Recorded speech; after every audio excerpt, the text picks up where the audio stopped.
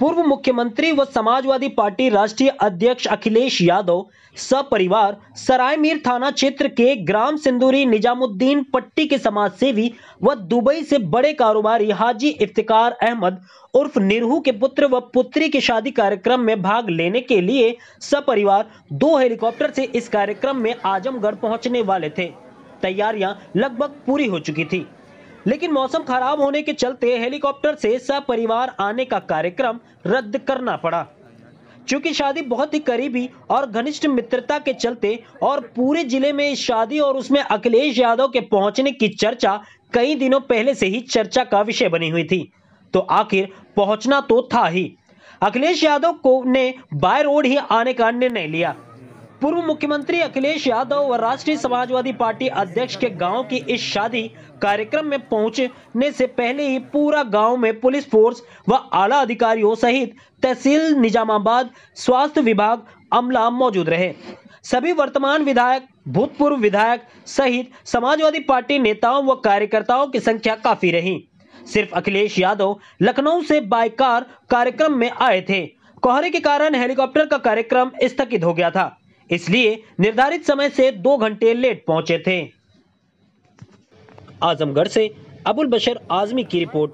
मैं आज इनके पारिवारिक कार्यक्रम में शामिल होने आया हूँ और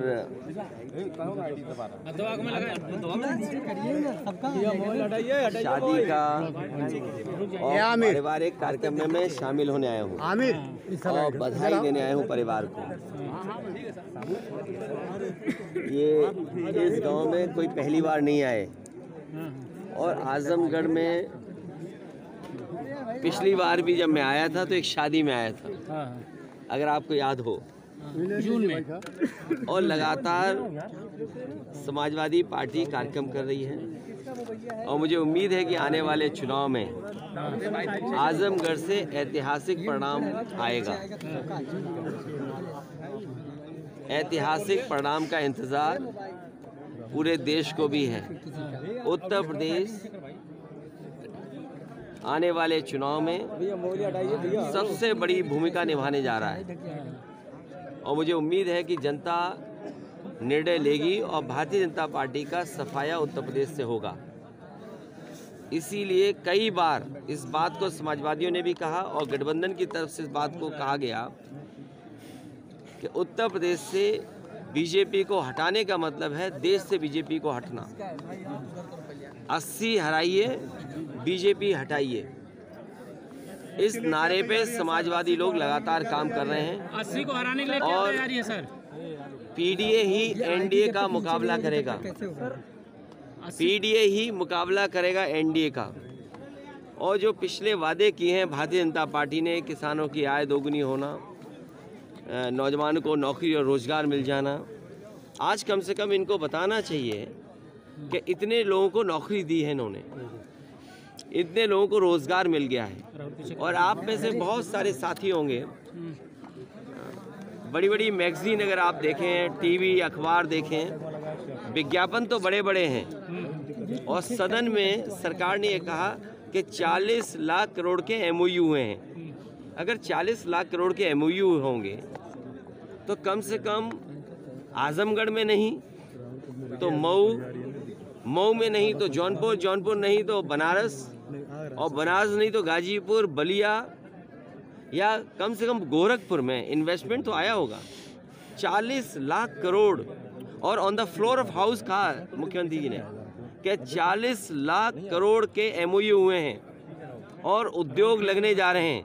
जिस सरकार के 2 साल यूं ही गुजर गए हों, तीसरा बजट आने वाला हो और उसके बाद ज़मीनें चिन्हित कर रहे हों कि हमें जिलों में ज़मीनें चाहिए तब इन्वेस्टमेंट आएगा, तो जिस सरकार ने तैयारी नहीं की, मुझे नहीं लगता है कि इन्वेस्टमेंट आएगा। आज बाज़ार में 70% से ज़्यादा कैश फ्लो कर रहा है, पहले से ज़्यादा कैश आज मार्केट में है। जिन लोगों ने ये कहा कि नोटबंदी होने से भ्रष्टाचार खत्म हो जाएगा, आपने, हमने, सब ने तस्वीरें देखी हैं और मैं धन्यवाद देना चाहता हूं तमाम अपने यूट्यूबर्स को और चैनल के लोगों को, जिन्होंने झारखंड में जो पैसा पकड़ा गया उसकी तस्वीरें, उसकी वीडियो दिखाई। तो आखिरकार किसका फेलियर है ये? जो सरकार ने नोटबंदी की हो और उसके बाद 300 करोड़ से ज़्यादा पैसा निकले। इसी तरह उत्तर प्रदेश में याद कीजिए कि इत्र व्यापारी पे निकला था पैसा, और आरोप ये सरकार ने लगाया कि ये समाजवादियों का है। मैं तो बड़ी जिम्मेदारी के साथ आपसे कह रहा हूँ कि चुनाव आने वाला है, ये बीजेपी वालों ने जो आरोप लगाए थे, कम से कम उस इत्र व्यापारी से समाजवादियों की मदद तो कराओ। तो आपकी वो पॉलिसी फेल हो गई, किसान का धान नहीं खरीदा गया, घर घर बेरोजगार बैठे, उन्हें कब नौकरी मिलेगी, और फिर जाति जनगणना कब होगी? सामाजिक न्याय बिना जाति जनगणना के संभव नहीं है। कुछ लोग सब कुछ पा रहे हैं। आप बताइए कि वाइस चांसलर के अपॉइंटमेंट में किसको नौकरी मिल रही है? कौन है लोग वाइस चांसलर, कौन अपॉइंट हो रहे हैं? और वाइस चांसलर जिनको अपॉइंट कर रहे हैं वो कौन लोग नौकरी पा रहे हैं? उसका सरकार के पास क्या जवाब है? तो जो आंकड़े बता रहे हैं देश के, वो आंकड़े दूसरे तरह के हैं। और हमारे मुख्यमंत्री जी कहते हैं कि $1 ट्रिलियन इकोनॉमी बनाएंगे। अंग्रेजी में तो इसलिए बोलते हैं कि आपको समझ में नहीं आए। जैसे उन्होंने कहा जीरो टॉलरेंस कानून व्यवस्था में, इसी गांव के आसपास, इसी विधानसभा के आसपास दूसरी विधानसभा में, बताओ एक राजवर की बेटी के साथ क्या हुआ? क्या जीरो टॉलरेंस इनका जीरो हो गया कि नहीं हो गया? और केवल एक घटना नहीं, आप पूरे उत्तर प्रदेश में देख लीजिए कितनी घटनाएं हो रही हैं। और जब एनसीआरबी का आंकड़ा आता है तो उसमें सबसे ज़्यादा बेटियां, माताएं, बहनों पे कहीं अन्याय हो रहा है तो उत्तर प्रदेश में हो रहा है। और फिर आप ये क्यों भूल जाते हो? अभी शहीद हुए हैं लोग, हमारे फौजी शहीद हुए, और जब शहीदों का शरीर आया, पार्थिव शरीर आया, तो अधिकारियों के निर्देश ये थे कि उस कॉफिन को खोला नहीं जाएगा क्योंकि उसके अंदर कुछ था ही नहीं। और फिर हमारे आपके रक्षा मंत्री कहाँ गए? उन परिवारों के बीच में बैठने गए जिन परिवारों के सदस्यों की जान ले ली। क्या अधिकारियों पे उंगली नहीं खड़ी हुई? प्रश्न नहीं खड़े हुए? जब से इनकी सरकार आई है, सरकार हमें आंकड़े दिखाए, जनता को बताए कि कितने लोगों की जान गई है, शहीद कितने हो गए।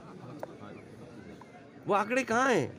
हर महीने कहीं न कहीं हमें खबरें मिलती हैं, सुनने को मिलता है कि इसकी जान चली गई। और आज अधिकारियों के ऊपर प्रश्न लग गया है कि जिन लोगों की जान गई है वो कौन लोग हैं? निर्दोष थे। और फिर एनसीआरबी का आंकड़ा पलट गया। आप जब से इनकी सरकार आई है 1 लाख किसान आत्महत्या कर चुका है। इन तमाम मुद्दों पर 1 लाख किसान आत्महत्या कर चुका है। तो ये तमाम वो सवाल हैं जो समाजवादी पार्टी लगातार जनता के बीच में ले जा रही है। हम अपने कार्यकर्ताओं के माध्यम से जनता तक पहुंचा रहे हैं। एक्सप्रेस न्यूज हिंदी पर वीडियो देखने के लिए करें लाइक, शेयर और सब्सक्राइब। बेल आइकन दबाना ना भूलें।